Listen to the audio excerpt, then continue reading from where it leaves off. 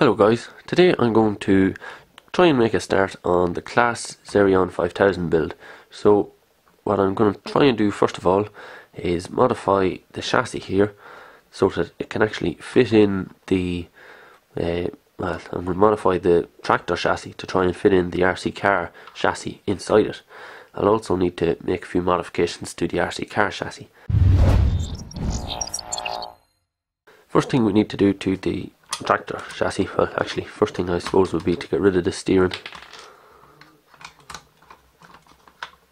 Maybe that's easier said than done.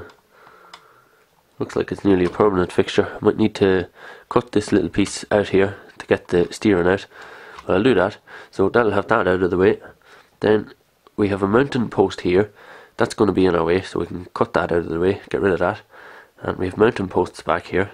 We'll have to cut that all out of the way, so that'll lose the connection for the rear linkage, but we can make something as a substitute for that later on. That's not a big deal. The real focus of this build is to get the four-wheel drive system into the tractor, so once we have that done, we'll worry about everything else after that.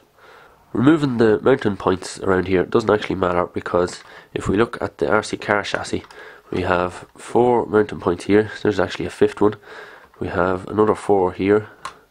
I'm going to cut away these ones because they are going to hit the chassis of the tractor, so I need to get rid of them.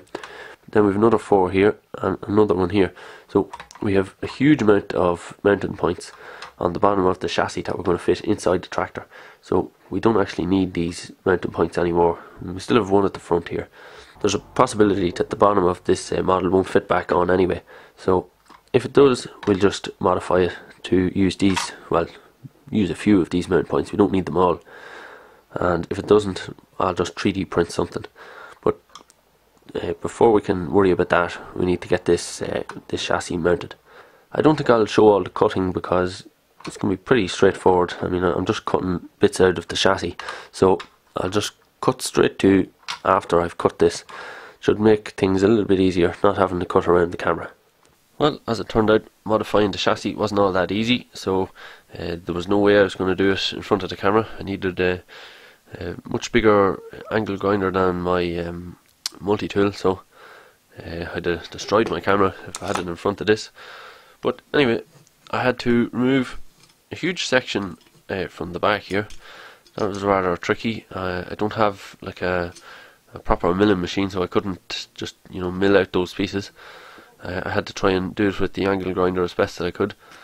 But I made enough space for the chassis there. It's not very pretty though, so that's a bit disappointing. I also had to cut out some sections along the side here, and a huge section on the front here. That's to let the output shafts through. See there, the little bolt hole goes in there, and the output shaft is on that side. And as well as that, in here I had to grind down these, I think there were mounting posts were here and here. I should say it's a long time since I've actually done this part of the build.